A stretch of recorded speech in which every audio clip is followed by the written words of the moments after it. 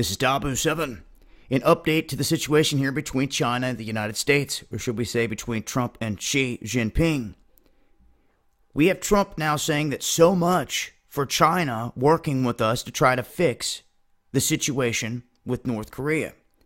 Apparently he was trying to lean on them heavily to try to get some kind of result, sanctioning something to go into their favor in terms of getting North Korea to back down. Now, China is saying that on the other side of the table, the U.S. has done some things to tick them off. They just struck up a huge arms deal with Taiwan, which makes them uncomfortable. They've also stepped back up to the plate with Russia, dropping all these threats, saying, we and Russia are in this together. If you want to mess with one of us, you're messing with both of us.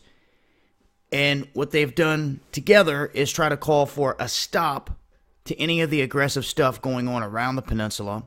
Also trying to call for the stop of the nuclear program.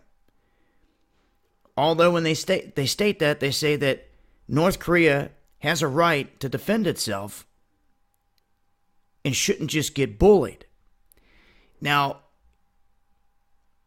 China basically warned Trump and said, look, you better switch up the way that you're doing things. China gets slammed by Trump then on the whole trade deal and says, should we continue launching trade deals with countries that will not help us? This is important because this is a huge shift. If they could dissolve any other deals that they've had just in a day's time, that could shift things big time. But it looks like with this warning from China, they're making other moves as well. China's Shenyang City has banned individual visas for South Korean trips. This is a new move that was just made yesterday. Really, you can see here, it is China's first prohibition of individual visas for South Korean trips.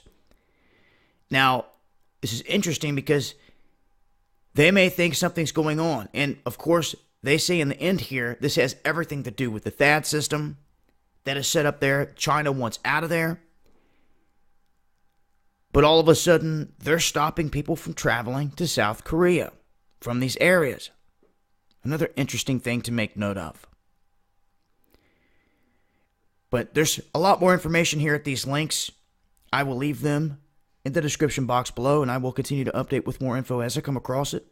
Make sure to tune in to Underground World News Live this Friday, 10 p.m. Eastern, Dabu 777. Peace.